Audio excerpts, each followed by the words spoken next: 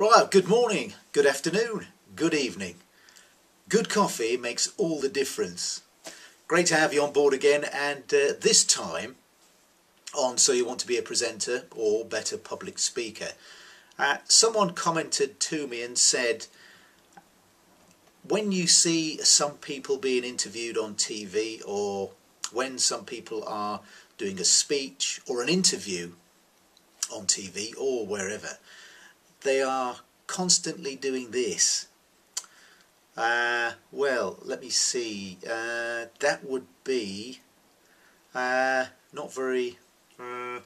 It's all those ers.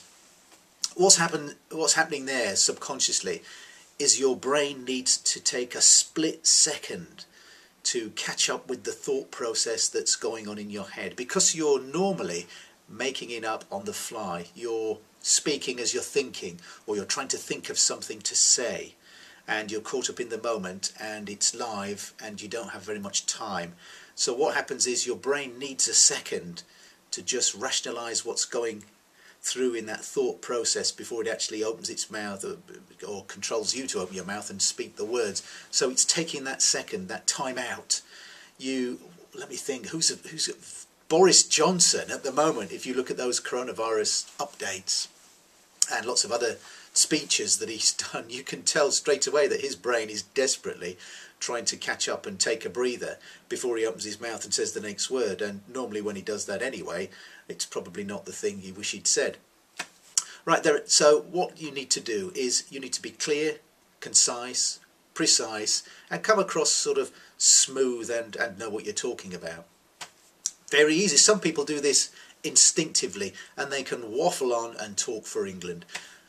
That's good in one respect, because obviously, hopefully you're thorough in your knowledge base and you know what you're talking about, and it's something maybe, or hopefully, that you're passionate about. But it doesn't come instinctively to everyone. I'm one of those people who it doesn't come naturally instinctive to. So I need to sort out other ways to enable me to speak more clearly, professionally, and avoid those and other sort of pauses. Now you can use autocue. Lots of presenters use autocue. Has its pros, has its cons.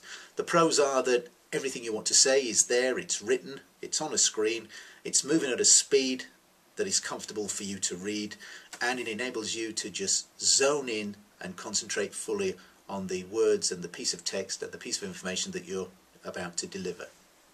It has its cons. It's very difficult to do a sort of walking, talking piece on autocue. It's very difficult also to avoid that sort of looking at people's eyes as they go across. Well, I'm saying eyes. Sometimes it's their entire head, and you can see this on some programs where perhaps it's a cheaply made program, or the presenter's not very experienced, or in fact the whole crew is not very experienced, and you don't just see their eyes moving from left to right as they're reading the text, but you sometimes see their entire head. Now this is normally because the autocue and the camera is much too close. So if you're really close to the camera and you're desperately trying to read something, the camera will pick up that eye movement or that slight head movement. The further away you are, then that movement becomes very minimal, and you would really have to look very hard indeed to be able to see that person's eyes moving. So the cameras with the autocue tend to be quite a distance away. Sometimes, let me think, 6, 12, yeah, you're looking at 10 to 15 feet away, really, which might sound a lot, but it's not. If you think the average person, or certainly me, I'm 6 foot tall, so two of me laid down is only 12 feet, and I usually stand a lot further away than that from the camera if I'm going to use an autocue. The other thing with autocues is it does take a little bit of time to practice, because you need the scrolling speed to be such that you come across as reading naturally. What you don't want to be doing is the cat sat on the mat and then it jumped because someone offered it a biscuit. You know, because you're reading it then like you're reading a book, and it's not natural to you. So it does take some practice. Also, it's expensive. And a lot of film crews, especially small type film crews with a small budget, don't invest or can't invest or able to invest in a full autocue setup. Now, some of those companies, and indeed yourself, you could adapt to your iPad, because there is an app. I don't know if it's an iPad app or a Apple Store app or whatever, because I don't use Apple, but there is an app. In fact, there are probably quite a few teleprompter or auto cue apps on that, and there's been a few occasions where I've worked for some small production companies, and they've used the Apple app and they've got it on their iPad, and then again this has to be bounced off or reflected in a mirror, which is then focused at you. So the iPad would be down here somewhere, it would then be reflected onto a mirror which is up there somewhere, and then that mirror image is what you're seeing yourself.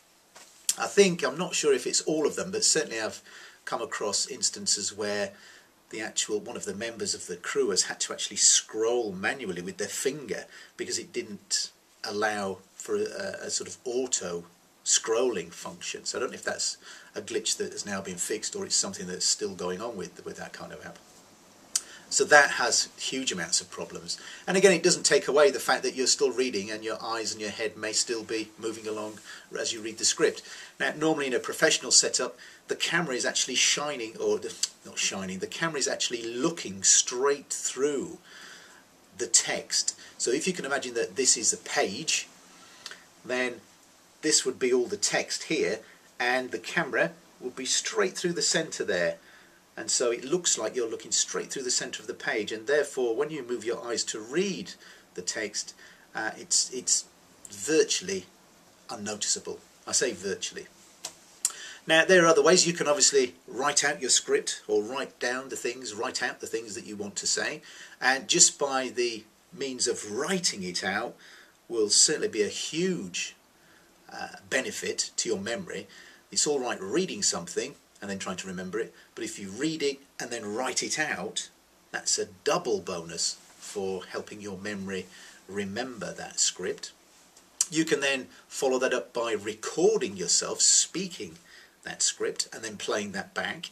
That's also a great aid to memory. So you've got reading the script. I usually, if I'm going to read it and then hopefully take that on board, I'm looking at least 10 times, read it through thoroughly 10 times, and then it almost becomes second nature.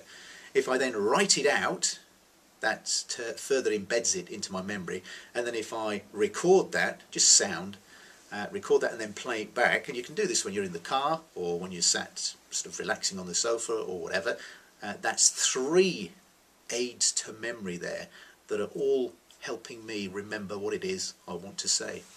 And 4th, you can do the sort of sticky notes. You can just write the first 2 or 3 words, or even just the first word of each sort of sentence or each paragraph that you've got sort of laid out in that script. And just that first prompt of the word or the sentence or the first 2 words, that prompt sometimes is all your mind needs to be able to bring that memory flooding back. So there are lots of ways in which you can train your brain, if you like, or train your memory, and there are also lots of ways in which you can make it slightly easier for you to be able to remember what it is you want to say.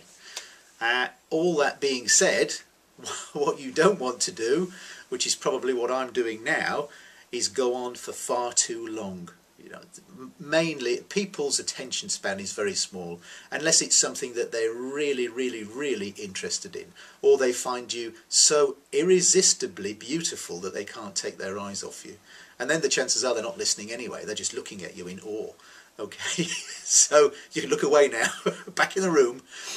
So there's a few things there that you can do, but the major thing is be precise in what it is you want to say. Okay, work out what it is you want to say, then write it down in a sort of formal format so that you know what you're going to say, and hopefully then this will stop you waffling on and going off track, because once you start you can't bring it back. It's terrible. You become lost in what it is you want to say and what it is you're trying to achieve.